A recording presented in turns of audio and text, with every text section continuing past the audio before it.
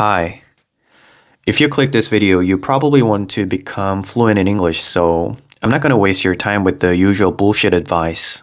But let me be clear about one thing before we start. If your goal is just to travel to English-speaking countries, or if you only want a decent score on an English exam, this video is probably not for you. However, if your goal is to become an excellent English speaker, close to native level, then you're in the right place.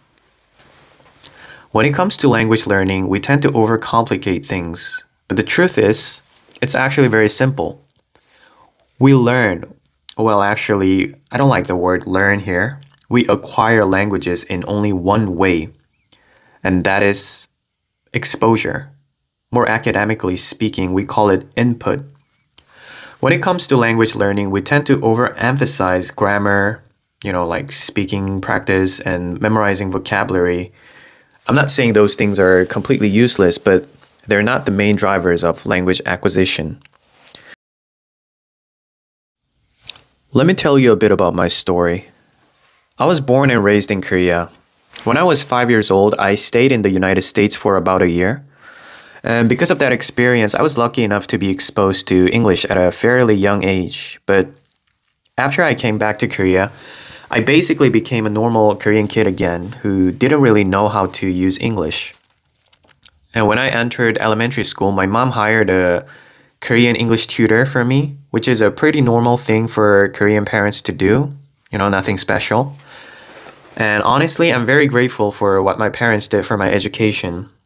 Through those lessons, I learned basic expressions and vocabulary for school, and I was pretty good at it. I was always relatively good at English after that. Oh, and when I was in middle school, whenever I came home from school, my mom would turn on the TV so I could watch American TV shows, but here's the funny part. She actually covered the subtitles with a piece of black paper she cut herself, just so I couldn't read them. Looking back, that was actually pretty genius. Because of that, I was forced to focus on the English itself. And throughout my school years, I usually scored pretty high on English exams, but I was never exceptionally good. And I definitely wasn't fluent. But for some reason, my thirst for English was never satisfied. I was always kind of obsessed with it. I wanted to become exceptionally good at English. But life happened. I had to go to college. I was busy making friends, hanging out, playing League with friends, and of course, studying as well. After that, I had to complete my mandatory military service. Well, technically, I didn't serve as a soldier because of a neck injury. So I had to serve as a social service agent instead. Maybe I'll talk about that experience in another video someday. Anyway, after I finished my service, I decided to go to Sydney, Australia. I mean, why not? I was 24 and I was young as fuck. And I had always wanted to travel, maybe even live abroad if the chance came. But before leaving Korea, I wanted to recalibrate my English. And being the perfectionist that I am, I wanted to find the best possible way to learn English. But I wasn't aiming to become just an intermediate English speaker. I wanted something much higher. I wanted near native level fluency. Yeah, I know. And I had a strong feeling that traditional methods, things like grammar study and vocabulary memorization, weren't going to get me there. So I started researching second language acquisition theory. And eventually I came across one of the most influential theories in the field.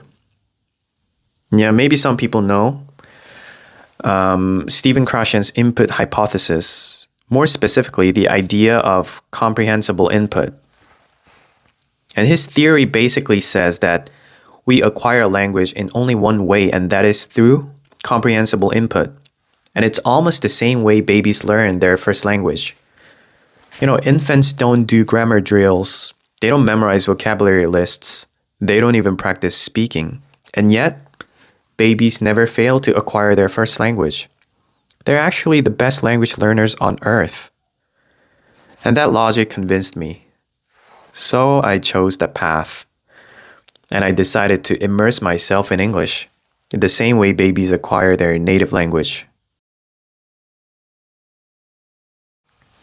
So yeah, I started to watch all the Netflix TV shows I can get my hands on. You know, like 13 Reasons Why, Breaking Bad, Brooklyn Nine-Nine, Modern Family, Friends, you name it. And I changed every setting on my phone to English. Whenever I searched something online, I did it in English. I read books, both fiction and nonfiction. I read news from the New York Times and the Wall Street Journal. And when my eyes got tired, I switched to podcasts. At the time, I wasn't working, and honestly, I was kind of desperate. So I spent 10 plus hours a day just consuming English. I know that's not realistic for most people, and yeah, not everyone is going to be as obsessed as I was, but that doesn't change the core truth. The number one predictor of your fluency is time spent with the language. More specifically, the amount of input you have accumulated. You know what the coolest moment is? It's when you're talking to someone in English and a sentence just comes out automatically and you don't think about it. It just happens because you've seen that pattern so many times before. That's what real acquisition looks like. Language learning, more accurately, language acquisition, is a subconscious process.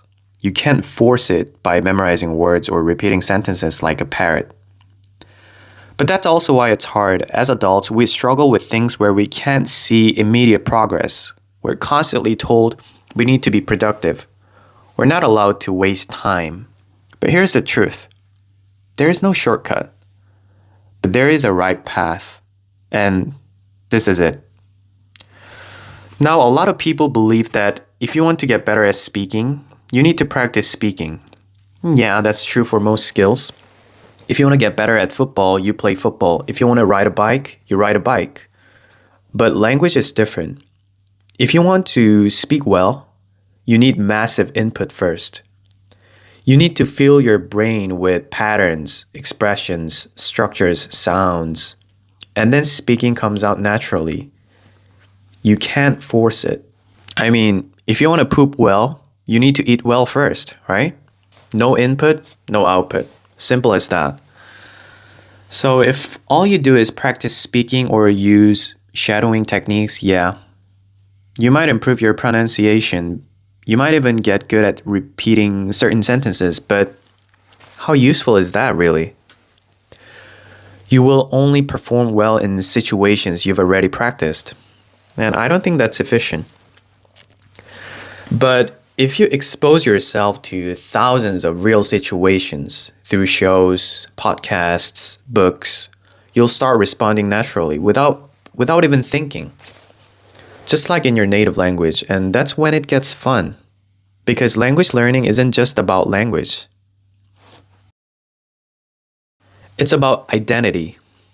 You know, when you learn a new language, you start to develop a new version of yourself. You know, I can feel it personally. When I speak Korean, I'm more introverted, but when I speak English, I'm more confident and I would say I'm more expressive. And I think that's because of how I learned the language. You know, I learned English through movies, through TV shows. And you know, most characters on the shows are confident, charismatic, and very expressive, right? So I didn't just learn the language, I absorbed their personality too. I basically built a second identity. So yeah, I'll say it again. We acquire language in only one way, and that is through input. But here's the part most people don't want to hear. You can't just do this with random, boring content you don't even care about. You have to find something you actually enjoy, something you can genuinely get into.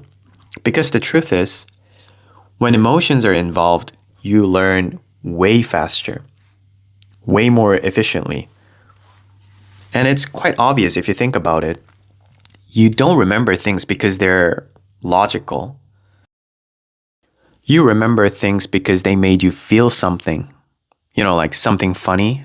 If something is weird, if something is intense, those moments stick. That's why watching a show you love will teach you more than forcing yourself through some boring textbook. So don't just consume English. Consume something you actually enjoy. Now, let's talk about time. A lot of people think doing 20 to 30 minutes a day is enough. It's not. That won't even make a dent. And if you're serious about this, if you actually want to reach a high level, you need to invest real time, at least a few hours a day. Maybe 3 hours a day. And yeah, I know that sounds like a lot, but ask yourself this.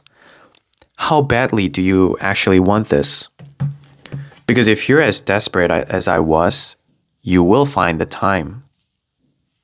I was doing like 10 plus hours a day, and I know I wasn't working, so it's not a fair game, but I was doing that not because someone told me to, but because I wanted it that badly. And I'm not saying you have to go that extreme, but don't lie to yourself either. This takes time. There's no shortcut. But if you stay consistent, if you immerse yourself, if you actually enjoy the process, you will get there. Not by forcing it, but naturally. So just stop looking for shortcuts. Stop trying to hack the system. Just immerse yourself and enjoy the process and trust the process. Because fluency isn't something you force, it's something that happens. It happens when you've seen and heard that language enough times. So, I will say it one last time. You don't learn a language, you acquire it. And the only way to do that is through input.